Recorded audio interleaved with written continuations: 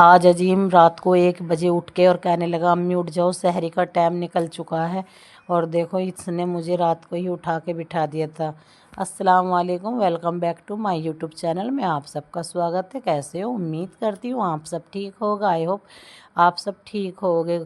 अल्लाह पाक आपको खुश रखे, आबाद रखे और दुआओं में बने रहना। आगे तक वीडियो पूरी देखना, मेरी वीडियो को स्किप बिल्कुल नहीं करना। और मैं तुम्हें बताऊँ, आज अजीम ने ऐसा करा कि रात को 1 बजे उठ के कहने लगा अम्मी सहरी का टाइम निकल गया है। मैंने कहा भैया टाइम तो देख ले, 1 बज रहा है और लेट जा, जब सहरी का टाइम होएगा मैं तुम्हें उठा दूँगी। इतने में ही मेरा सहरी का टाइम हो चुका था, 4 बज चुके थे। मैंने उठी, दूध गर्म करा, रोटी मैंने बना ली थी और मैं चुप चुप के रोटी बना रही थी। और रात की रखी थी बिरयानी और मैंने सोचा ले थोड़ी सी बिरयानी खा लेंगी गर्म करके। और इतनी ही मैंने बिरयानी गर्म करी तो देखो कौवे वाल उठ के बैठ गया। और मैंने बोला बताओ क्या है बेटा? तो कह रहा है कि अम्मी मैं रोज़ा रखूँगा। इसका हर रोज़ का यही ड्रामा है और यही ड्रामा करके फिर स्कूल भी नहीं जाता है कि मैं रोज़ा रख लेता हूँ और फिर आके और फिर रोने लगता है, परेशान करने लगता है। मैंने कहा उज़ैब से ये पिट जाएगा। फिर देखो इसने उसको, अपनी बहन को भी, छोटी वाली को, उमरा को भी उठा दिया था कि उमरा उठ जा, अम्मी उठ गई है।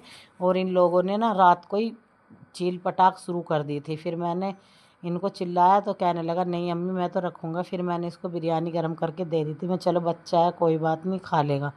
मैंने फिर सुबह सुबह उठी तो 6 बज रहे थे। फिर मैंने 6 बज के देखा तो कितना प्यारा मौसम हो रहा था। फिर मेरा सारा घर फैला हुआ था, इतना गंदा हो रहा था सारा घर।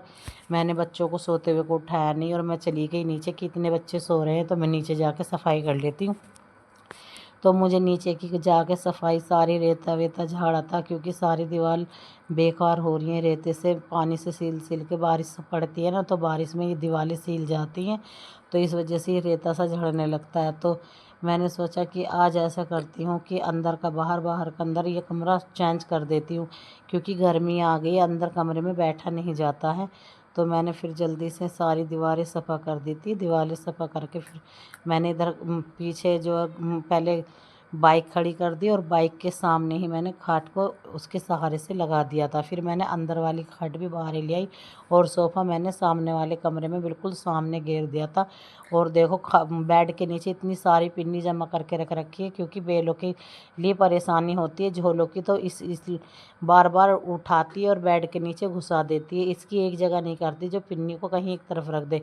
और जीना भी काफ़ी गंदा हो रहा था सारा, और जीना भी मैं रोज़ ही झाड़ती हूँ क्योंकि बच्चे रोज़ ऊपर नीचे करते हैं तो सारा जीना गंदा हो जाता है। तो इसलिए मैंने अपनी जीने की भी सफाई कर ली थी और मैं चल दी थी फिर जल्दी से कूड़ा उठाने के लिए क्योंकि गंदगी ज़्यादा हो रही थी। इतना सारा रेता झड़ गया था दीवारों के ऊपर से। फिर मैंने सारे रेता एक जगह इकट्ठा करा और भर लिया। रेता बहुत सारा निकल चुका था और इतने ही मैं अदनान आ गया कि अम्मी मेरी चप्पल कूड़े में सकेर रही। मैं कहा जब नंगे पाँव फिरेगा तो मैं तो कूड़े में ही सकेरूँगी। फिर मैंने उसकी चप्पल निकाल के अलग दे दी थी और मैं चली गई थी फिर बर्तन धोने के लिए क्योंकि बर्तन बहुत ज़्यादा गंदे हो रहे थे। बर्तन मैंने फिर पहले थोड़ी देर साइड में रख दिए क्योंकि बाहर से अगर मैं सकेरती नहीं तो अंदर का फिर गंदा हो जाता। तो मैंने सोचा पहले बाहर से ही सफ़ा कर देती हूँ फिर बाद में बर्तन धोऊँगी। तो मैंने बाहर से सारी सीढ़ियाँ वीढ़ियाँ सब चीज़ सकेर के और सारे में से रेता निकाला। इतना वो हो रहा था। और देखो कुलसुम ने पोंछे कहाँ रख रखे थे, तो फिर मैंने यहाँ से पोंछे भी निकाल के अच्छे तरीके से धो के सुखा दिए थे क्योंकि कुलसुम को तो बिल्कुल पोंछा ऐसे उल्टा सीधी जगह फेंक देती है। और मैंने धो लिए थे बर्तन। इतने में इतनी तेज़ बिल्ली की आवाज़ आई। हमारे पड़ोस में एक बकरी ने बच्चा दिया था और उस बच्चे को बिल्ली खींच के ले गई बेचारे को और उस बच्चे के दांत मार दिए और बच्चा वो मर गया। इतना प्यारा बच्चा था, बकरा दिया था और बेचारा वो बकरा बेचारा ख़त्म हो गया।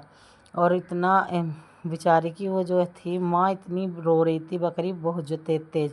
फिर इतने ही मेरे बर्तन धुल के हो गए थे तैयार और बर्तन में इतनी अच्छी तरीके से धो रही थी। कुलसुम कह रही थी कि अम्मी तुम कैसे मांज लेती हो? मैं कि तू राख से नहीं मांजती, राख से बर्तन धो के देखियो कितने अच्छे मांजते हैं क्योंकि वो साबुन से ही धोती है बर्तन, राख से नहीं धोती। तो मैंने फिर जल्दी से अपने बर्तन धोए और फिर मैं बर्तन जल्दी जल्दी धो रही थी। इतनी तूबा आ गई कि लाओ मम्मी। तूबा ने कर दी थी मेरी मदद नल खींचने में और मैं धोने लगी थी बर्तन। और ये बताओ तुम्हें किस किस को अपना बचपना याद आता है? मैं भी ऐसी ही रात को उठ के अपनी अम्मी को परेशान करती थी कि अम्मी मैं सहरी खाऊंगी और हमारी अम्मी कहती थी कि बेटा आज नहीं कल रोज़ा रख लियो। ऐसे ही मुझे भी अपना याद टाइम आ जाता कि जैसे अदनान उठ के बैठता है और ज़िद करता है ना, ऐसी मैं भी कभी ज़िद करती थी। और मुझे इतनी बताऊं, और मैं एक बात बताऊं तो मैं कि मैं कभी भी सहरी के टाइम उठ के फिर सोती नहीं थी। हम सारे अपने ताऊ चाचा की लड़की मिलके खो खो और आइस पाइस हम सब ऐसे मिलके खेलते थे। हमें बहुत ज़्यादा टाइम हो जाता था खेलते खेलते, और सुबह का दिन निकल जाता था जितने हम खेलते थे। और आज के टाइम में अगर ऐसे खेलेंगे ना तो सब एक दूसरे की लड़कियों को ये कह देते हैं कि ये ऐसा आज का टाइम नहीं है, वो टाइम अलग था, आज का टाइम अलग है। क्योंकि हमारे टाइम पे इतनी इतनी वो आवारागर्दी नहीं थी जितनी इस टाइम पर है। और आज के टाइम में तो किसी की बेटी अगर किसी के घर जाके बैठ जाए 2 मिनट तो ये कहेंगे कि इसकी बेटी रोज़ हमारे घर क्यों आती है। हमारे टाइम पे ऐसा कुछ भी नहीं था, कहीं भी घूमो कहीं भी फिरो, और हमारे पापा ने और हमारी अम्मी ने कहीं से हमें कभी भी रोका नहीं। हम चाहे हमने कितने ही हम कितनी भी देर से आए, कितने भी हमें कभी भी किसी चीज़ के लिए रोक टोक हमारे घर नहीं लगी। और हमें तो इस गांव के बारे में आके भी यहीं ऐसा पता लगाया कि मतलब कि जितनी मतलब वो होती चली गई, जैसी आबादी होती जा रही है ऐसे ही वो फैलता जा रहा है। क्योंकि अब कहीं भी बेटियों को भेजने का धरबर नहीं है। क्योंकि आजकल जो है ना बहुत ज़्यादा परेशानी होती है, कहीं बेटी चली जाती हैं तो उसमें भी बहुत ज़्यादा दिक्कत होती है। तो मैं तो सबसे यही कहना चाहूँगी कि सब अपनी अपनी बेटियों की हिफाजत रखें। क्योंकि वो टाइम कुछ और था, आज का टाइम कुछ और है। और बताऊँ, फिर मैंने कर ली थी अपनी पकौड़ी बनाने की तैयारी जल्दी से। फिर बच्चे भी कहने लगे थे कि अम्मी की पकौड़ी कर लो। मैंने फिर आलू जल्दी से आलू काटे, और आलू काट के फिर मैंने बेसन घोल लिया था और मैंने चढ़ा दी थी कढ़ाई। कढ़ाई में जल्दी से तेल घेरा और मैंने पकौड़ी बना के कर दी थी तैयार। और पकौड़ी बहुत टेस्टी बनी थी क्योंकि मैंने पीस ली थी टमाटर की चटनी, उसके साथ तो और भी ज़्यादा अच्छी लग रही थी ये। फिर ज़्यादा बेसन बच गया था क्योंकि मैंने सोचा फिर इतने ये बेसन बेकार जाएगा।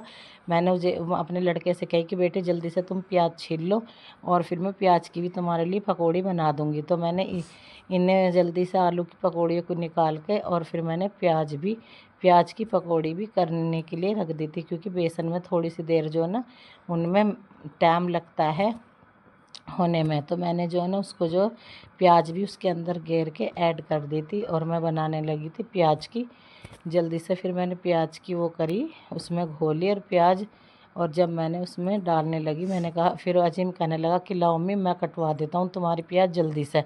दोनों भैया लग गए अपनी छुरी लेकर, और मेरे बेटे इतने अच्छे हैं कि अपनी मेरी पूरी हेल्प करते हैं। और फिर मैंने जल्दी से आटा भी गूँध लिया था। आटा गूँध के एक तरफ मैंने रोटी कर ली थी तैयार और एक तरफ मैंने सब्जी कर ली थी तैयार, और मेरे बच्चों ने लगा ली थी अफ्तारी।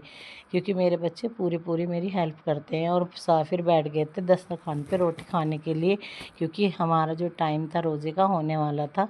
तो कभी अदनान गायब था तो कभी तूबा गायब थी, कभी कोई गायब था। फिर मैंने जल्दी से नमाज़ लगाई और कहा कि जल्दी से बैठ जाओ। और उम्र इतनी तरीके के बढ़िया तरीके से तस्बीह पढ़ रही थी अल्लाह अल्लाह करके, उसका तो कोई जवाब ही नहीं था।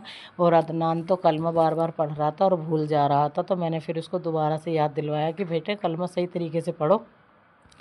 और हमने अफ्तारी भी कर ली थी, नमाज़ पढ़ ली थी, और बर्तन सन गए थे इतने सारे। फिर कुलसुम बेचारी चली गई अपने बर्तन धोने के लिए, और कुलसुम बर्तन धो के ले आई। और फिर हो गई बर्तन धो के हो गए थे उसके फाइनल, और दिखाने लगी देखो मैंने कहा देगची दिखा, तो देखो देगची इसने कितनी सफ़ा करके मांजी, उसमें अपना मुंह भी देख लो। मैंने कहा इस देगची को निकाल रही गंदी हो रही है देगची। तो अम्मी कहने लगी अम्मी मैं कितने भी साफ बर्तन धो लो तुम्हें क्यों अच्छे नहीं लगते। और यहाँ हो गई थी इन बच्चों की शैतानी शुरू, और कुलसुम को इतनी बुरी तरीके से पीट रहे थे। बताना तुम्हारे घर में बच्चे ऐसे ही लड़ते हैं जैसे मेरे घर में बच्चे शैतानी करते हैं। अगर मेरी ये वीडियो आपको अच्छी लगी हो तो मुझे ज़्यादा से ज़्यादा सपोर्ट करना, और मिलेंगे नई वीडियो के साथ में। और देखो इनकी शैतानी कितनी ज़्यादा बढ़ रही है, और कुलसुम को बेहाल कर दिया मारते मारते इन दोनों ने। ये देखो, और अदनान तो कुलसुम की जान को ही आ गया, और कुलसुम कह रही है अम्मी मुझे बचा ले, देख लो कितनी बुरी तरीके से मुझे मार रहे हैं। फिर मैंने इन दोनों को धमकाया। सभी को अस्सलाम वालेकुम, फिर मिलेंगे दुआओं में, याद रखना। चीचड़ी वाली चिपट